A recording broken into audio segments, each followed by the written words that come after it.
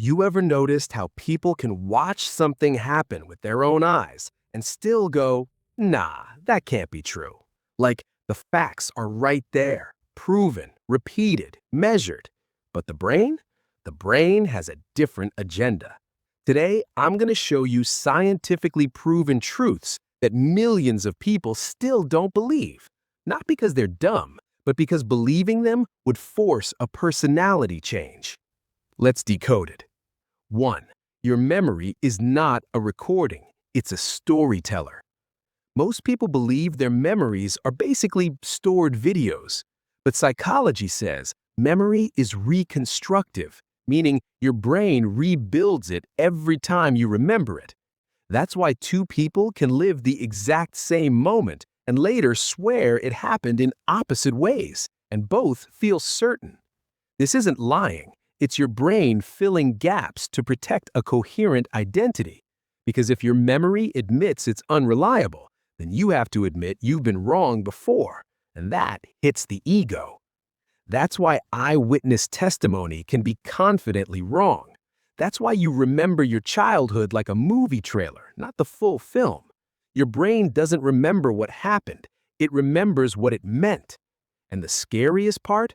The more confident someone sounds about a memory, the less you should assume it's accurate. 2. Multitasking is basically a myth. You're just switching and paying the price. People love saying, I'm great at multitasking. It sounds like a superpower. It feels productive. It looks impressive. But cognitive science keeps finding the same thing. When you multitask, your brain usually isn't doing two things at once. It's rapidly task switching, and every switch has a cost: attention residue, mistakes, slower performance, more mental fatigue. But here's why people still don't believe it: because switching feels like movement, movement feels like progress, and progress feels like control. So you answer a message mid-task, then jump back, then open another tab, and at the end of the day, you feel busy but strangely empty. That's not laziness, that's dopamine-driven distraction with a productivity costume. 3. You don't see reality, you see a prediction. This one makes people uncomfortable because it attacks the most personal thing you have, your perception. Your brain is not a camera, it's a prediction machine. It constantly guesses what's out there, then corrects itself only when it has to. That's why optical illusions work. That's why you can miss something obvious right in front of you when you're focused elsewhere. That's why your mood changes the vibe of a room before anyone even speaks. Your senses give you data, but your brain adds the meaning. And once meaning is added, you defend it. Because if perception is partly a guess, then your certainty becomes negotiable. And humans hate negotiable certainty. It triggers anxiety. So we choose the most comfortable belief. I see things as they are. But you don't. You see things as your brain expects them to be. 4. Willpower isn't just discipline, it's a limited resource. People still believe motivation works like a light switch. You either have it or you don't. So if you fail to stick to something, you blame your character. But research in self-control and decision fatigue shows something annoying. Self-control is affected by sleep, stress, hunger, emotions, and mental load. Meaning, your discipline at 9 a.m. is not the same brain at 11 p.m. And the more decisions you make, the worse your decisions tend to get. That's why you can be a focused machine all day, then suddenly ruin your goals at night with one impulsive choice. And people don't like this fact because it feels like an excuse. It threatens the identity of being strong. But emotional intelligence is knowing this. If you want consistent habits, stop relying on willpower like it's endless. Design your environment, reduce friction, automate the boring choices, protect your energy like it's currency, because it is. 5. Confidence doesn't always mean competence. Sometimes it means you don't know enough to doubt yourself.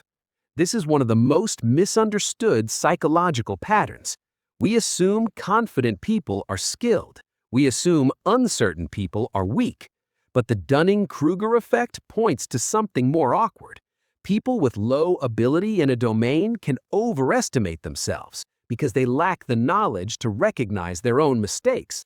Meanwhile, people who are actually skilled often underestimate themselves because they know how complex the topic is. So the loudest voice in the room may not be the smartest. It might just be the least aware. And people still don't believe this because social life rewards certainty. It rewards the person who speaks like they're sure, even if they're wrong. That's why some people argue with confidence instead of evidence. Admitting uncertainty feels like social weakness, so they choose certainty and call it truth. But real intelligence has a quiet trait, the ability to say, "I might be wrong," and not collapse emotionally because of it. So here's the uncomfortable pattern connecting all of these. We don't reject facts because we don't understand them. We reject facts because they threaten our identity. If memory isn't reliable, you can't trust your past. If multitasking is fake, you have to change your habits. If perception is a prediction, you can't always trust your opinions. If willpower is limited, you need systems, not self-hate. And if confidence can be ignorance, you have to rethink who you follow. And that's why people resist proven truth, because truth isn't just information, it's transformation. If this video made you rethink even one obvious thing you believed, stay close, because this channel is for people who don't just want facts, they want self-awareness. Subscribe if you want more psychology-based truths that feel a little too real. And tell me in the comments, which one shocked you the most?